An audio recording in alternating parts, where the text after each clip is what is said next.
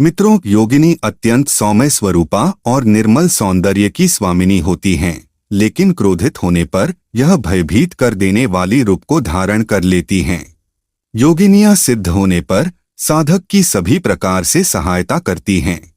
दैहिक सौंदर्य के साथ साथ आंतरिक गुणों से भी संपन्न ये जिस किसी को भी प्रिया रूप में प्राप्त हो जाती हैं, वह स्वयं खेचरी विद्या, रस सिद्धि, भूगर्भ सिद्धि, वशीकरण, शत्रु स्तंभन, अदृश्य होने की शक्ति, यौवन और बल की प्राप्ति, मनोकामना पूर्ति, दिव्य रसों की सिद्धि आदि अनेक सिद्धियों के साथ साथ प्रखर और तेजस्वी व्यक्तित्व का स्वामी बन जाता है। यदि कहा जाए कि योगिनी साधना संपन्न किए बिना तंत्र की पूर्णता नहीं प्राप्त की जा सकती, तो यह अतिशयोक्ति नहीं होगा। मित्रों, जीवन में योगिनी साधना की पूर्ण प्रखरता केवल प्रिया रूप में ही संपन्न करने पर संभव है। यह सिद्ध होने पर वे प्रतिपल साधक पर प्रेम और स्नेह की वर्षा करने के साथ साथ उसका मार्गदर्शन भी करती रहती हैं और साधक की साधनात्मक सहचरी मात्र न होकर उसके संपूर्ण जीवन को गति प्रदान करने में समर्थ होती हैं। परंतु इस प्रेम में वासना का कोई स्थान नहीं होता। तंत्र अपने आप में वासना से परे है, क्योंकि वासना अपने आप में एक अधोगामी प्रक्रिया है, जिसके माध्यम से नैतिक और आध्यात्मिक पतन की क्रिया ही प्रारंभ होती है, जबकि तंत्र तो जीवन की ऊर्ध्वगामी प्रक्रिया है, जिसके माध्यम से शव से शिव बनने की क्रिया संभव होती है और जीवन का मूल ध्येय जीवन की पूर्णता प्राप्त होती है। मित्रों, तंत्र और वासना जीवन के दो विपरीत ध्रुव हैं, अतः वासना को दूर हटाकर ही योगिनी साधना को जीवन में स्थान दिया जा सकता है और जीवन में तंत्रमयता को उतारा जा सकता है, क्योंकि तंत्र अपने आप में भोग और मोक्ष दोनों को ही प्रदान करने वाला है, जीवन के दोनों पक्षों को साथ लेकर चलने की धारणा रखता है। इसलिए वासना से मुक्त होकर ही इनकी साधना करे, अन्यथा ये आपके जीवन को तहस नहस भी कर सकती हैं। मित्रों, ऐसे तो तांत्रिक ग्रंथों में कुल 64 प्रकार की योगिनियों का वर्णन मिलता है। इनमें सभी का अपना अलग महत्व है और उसी के अनुरूप उनके अलग अलग मंत्र साधना विधान हैं। परंतु जो प्रथम बार इस साधना को संपन्न करने का विचार करते हैं, उनके लिए सभी ग्रंथों ने एक मत से सर्वप्रथम जिन षोडश योगिनियों की साधना संपन्न करने की आवश्यकता पर बल दिया है, वे इस प्रकार हैं: दिव्ययोगा, महायोगा, सिद्धयोगा, माहेश्वरी, कालरात्रि, हुंकारी, भुवनेश्वरी, विश्वरूपा, कामाक्षी, हस्तिनी, मंत्रयोगिनी, चक्रिणी, शुभ्रा, शंखिनी, पद्मिनी, वैताली।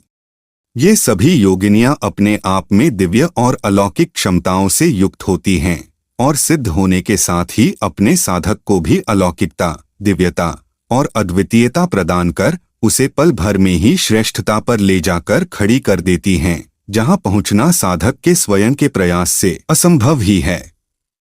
मित्रों, किसी भी साधना को करना उतना आसान नहीं होता है जितना हमें सुनने में लगता है, इसलिए बहुत ही सोच समझकर ही किसी भी साधना में उतारना चाहिए। अब आइए आपको योगिनी साधना के बारे में विशेष जानकारी देते हैं। मित्रों, इस साधना को कोई भी व्यक्ति, चाहे वह पुरुष हो या स्त्री, युवा हो या वृद्ध, संपन्न कर सकता है। इस साधना लिए यह आवश्यक नहीं है कि किसी वृक्ष की मूल में बैठें या तिराहे पर मंत्र जप करें या रात्रि को श्मशान में जाएं या नदी के किनारे आसन लगाएं। यह पूर्णतः सौम्य साधना है और इसे अपने पूजा कक्ष में बैठकर सरलता से संपन्न किया जा सकता है। आवश्यकता है गुरु और मंत्र के प्रति श्रद्धा और पूर्ण विश्वास की।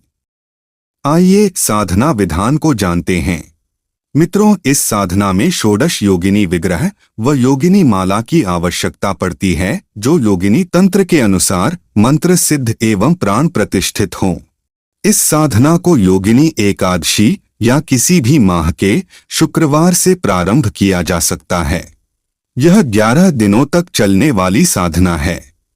रात्रि में 9 बजे के बाद स्नान कर स्वच्छ पीले वस्त्र धारण कर काले आसन पर बैठें, गुरु चादर भी ओढ़ लें। आपका मुख दक्षिण दिशा में बिल्कुल नहीं होना चाहिए। अपने सामने लकड़ी का एक बाजोट रखे, उस पर पीला रेशमी वस्त्र बिछाकर उस पर गुलाब के पुष्पों के आसन पर जिस योगिनी की साधना संपन्न करनी है उससे संबंधित योगिनी विग्रह को स्थापित करें। मानसिक गुरु पूजन कर गुरु मंत्र की 4 माला जप करने के उपरांत गुरुदेव से इस साधना को संपन्न करने की आज्ञा व इसमें पूर्ण सफलता हेतु आशीर्वाद प्राप्त करें। फिर हाथ में जल लेकर के प्रथम दिन संकल्प करें। प्रतिदिन संकल्प लेने की आवश्यकता नहीं है। मैं अमुक गोत्र में उत्पन्न अमुक नाम का व्यक्ति, अमुक पिता का पुत्र व अपने आध्यात्मिक एवं भौतिक जीवन में षोडश योगिनियों का साहचर्य प्राप्त करने हेतु इस षोडश योगिनी साधना को संपन्न कर रहा हूँ। मुझे इस साधना में पूर्ण सफलता प्राप्त हो, जिससे कि मैं साधनाओं में तीव्रता के साथ आगे बढ़कर सफलता प्राप्त कर और लोगों का मार्गदर्शन कर सकूं। इसके बाद विग्रह के समक्ष क्रमशः सभी योगिनी का ध्यान उच्चारित कर उसका पूजन कुमकुम, अक्षत, केशर, पुष्प, धूप, दीप व नैवेद्य से करें। कामाक्षी योगिनी का पूजन केशर से करें। अब दिए जा रहे प्राण प्रतिष्ठित मंत्र के द्वारा यंत्र में निहित चैतन्यता और ऊर्जस्विता को अपने शरीर के अंदर उतारें, जिससे कि षोडश योगिनियों की चेतना आपके शरीर में स्थापित हो सके और शीघ्र सफलता प्राप्त हो सके। पहले दाहिने हाथ में जल लेकर विनियोग करें। विनियोग के लिए इस मंत्र का उच्चारण करें। ओम अस्य प्राण प्रतिष्ठा मंत्रस्य ब्रह्मा विष्णु महेश्वर ऋष्यः ऋग्यजो साम छंदांसी क्रियामेवपो प्राणाख्या देवता आबीजम ह्रीं शक्तिः क्रौं कीलकम। प्राण प्रतिष्ठा अपने विनियोग जल भूमि पर छोड़ दें और विग्रह पर अपना दाहिना हाथ रखकर आगे बातने जाने वाले मंत्र को बोलते हुए यह भावना करें कि विग्रह की समस्त चैतन्यता धीरे धीरे आपके अंदर समाहित हो रही है। भावना करते हुए मंत्र का उच्चारण करें।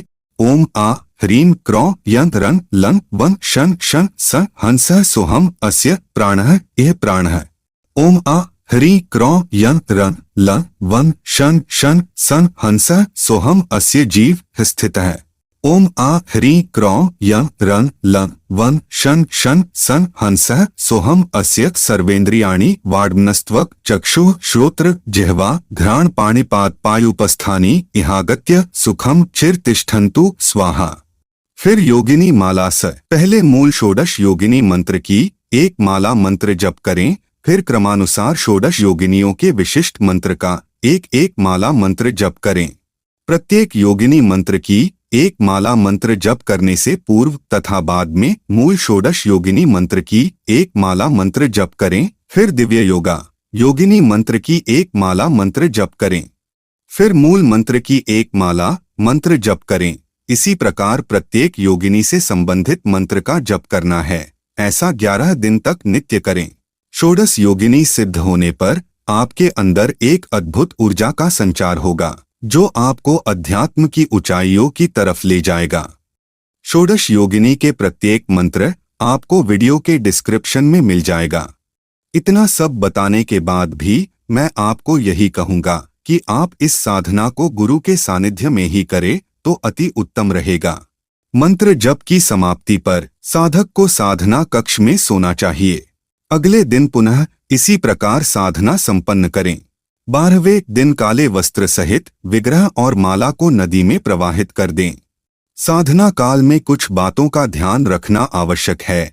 इस साधना को रात्रि में ही संपन्न करें। इन 11 दिनों में यथासंभव कम से कम बोलने का प्रयास करें। मौन सर्वोत्तम है। मात्र गुरु चिंतन, इष्ट चिंतन और इस साधना विशेष से संबंधित चिंतन में ही समय व्यतीत करें। ब्रह्मचर्य का पालन अनिवार्य